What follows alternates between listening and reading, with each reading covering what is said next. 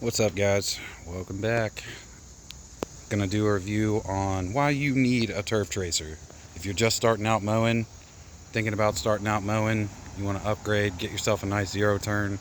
There's a lot of options out there, you know. And there's plenty of other good brands. I'm not knocking Skag at all. Skag makes excellent machines. Exmark, Toro, those are my probably favorite top three. I think Walker is another brand. Yellow mowers, I forget. But why you need a turf tracer versus all the rest of the options. I'll just start with all the pros. The handlebars here are much more narrow than any of the other walk-behind models. So basically, if you're mowing up against a fence line and you need to make a hard right, your handlebars are going to swing left and you're going to drag your knuckles into that fence. And same thing going around trees and just barns and houses and cars. You can turn tighter and your handlebars are going to swing out, but they'll stay away from all the other stuff. So, and then you've got the Z Riders and the grandstands, which all have their purpose and they're all great machines. But if you're just starting out and you've only got the money for one machine, I would say start with this walk behind, the Turf Tracer. This thing can do everything a grandstand or a Z Rider can do, but not vice versa.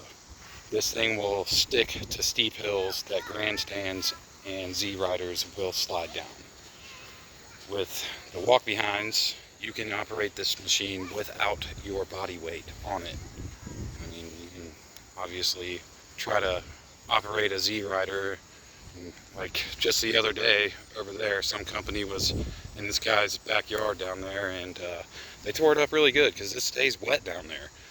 And who wants to sit there and weed eat for 10 minutes when you can get into that wet stuff without tearing up the grass and keep your body weight off of it? So this thing sticks to hills, all the steep hills here in Ohio. There's a lot of berms that surround the neighborhoods, and for a lot of commercial use, this thing shines, where with residential, not so much. Most residential yards are, for the most part, you could do any residential yard with a Z Rider or a grandstand and not tear up anything. But every once in a while you've got that yard with that big wet spot, and this thing will just float right over all that standing water, and it won't, without your body weight on it, it's not going to leave big ruts. Also, when you're turning around in wet grass, your body weight is not on the machine, so all your zero turning, you're not tearing up the grass as much, and that's pretty much the name of the game. It's leave it nicer than the way you found it. So we'll start with some of the cons here. The biggest con is these machines are not safe, you guys. I gotta say, I've been in myself big accidents on these. One of the most dangerous things that can happen to you is you hit a bump and your hand slips off of this handle, just one of them, and the machine starts to tug and get away from you. Well, naturally you hold on with your only remaining hand and you squeeze too hard, and this thing enters into some kind of death spin that is almost indescribable. It'll start zero turning super fast. You'll be holding on to it, it's spinning around. Finally, you'll just let go of it. That thing will go running off one way, you'll go flying off the other way. It's happened to me. I've seen it happen to other guys. Like, it's a scary situation. I've seen guys get thrown out into the road, like in the traffic, because these things were death spinning on them and they didn't let go. So if you're new to these machines, you already know that there is a learning curve to it. So that's the biggest downfall to these, is there's a learning curve, and the safety. Just this ECS system, there's a learning curve to it, unfortunately. But and then also, these things are kind of like squeezing stress levers. Like once you've operated one of these machines for a few hours for your first season, you're going to be cramping. Your hands are going to cramp up, and you're just going to have to stop, because just slowing down, turning, like, it's, you know, it's hard to squeeze those handles. They've got a lot of tension on them. But, you know, over time, you build up some muscly hands, and it's not a problem. But yeah, that's the biggest downfall.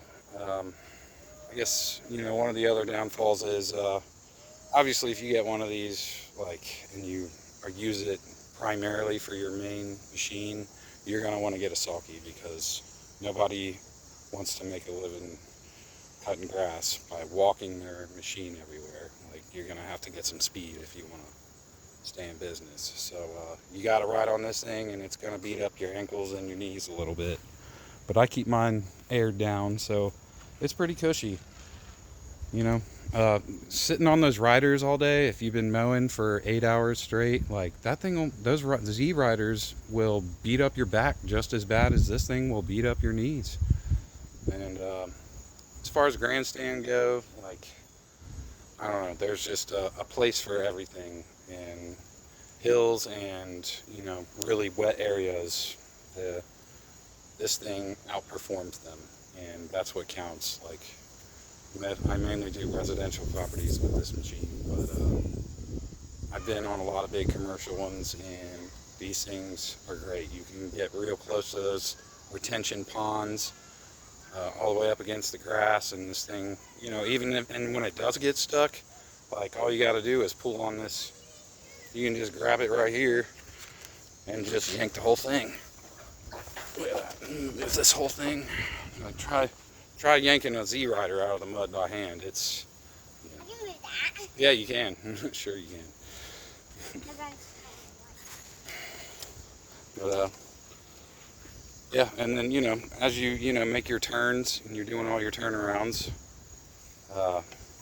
you can step off of this momentarily, and so you can keep a lot of momentum going on this machine without tearing up the grass. Or I've been on enough Z riders and grandstands, those big giant tires. There's a lot. These machines it's a lot of power with those big tires, and all it takes is one slip of the hand, and you're tearing up someone's yard. Yeah, buddy. Go drive trucks. Yeah, here in a little bit. Let me finish this. Yay, we're driving trucks, Daddy. Alright guys, so yep, the Turf Tracer, I mean, if you don't have one and you've got a big fleet and you're thinking about getting one, this will kind of help you make a decision. Or if you're just starting out mowing and you want to upgrade to a pretty serious machine and you think you're gonna, you know, do a lot of mowing, I would start with this one. Get you a 52-inch. I feel like the 48-inch, you know, it's just too light. And the 60 is too heavy. The 52-inch walk behind is probably the best, you know, walk behind machine that you can get. This Exmark is just great. I used to work for a bunch of lawn care companies when I was younger, and I said one day I'm gonna own one of these because I liked it so much. So this is my new personal mower, and I've had it for a few seasons now, and I love it. And I don't know if there was anything else I was going to go over about these, but the hills is, you know, the biggest thing. Hills and wet areas, and that's the pros. And then the cons are, you know, it's dangerous and there's a learning curve to it. You know, reversing on these sulkies, this one's called a Velke. There's like 5 different brands of these things. So like you'll hear people call them all sorts of funny names, like Jungle Wheels, Sulkies.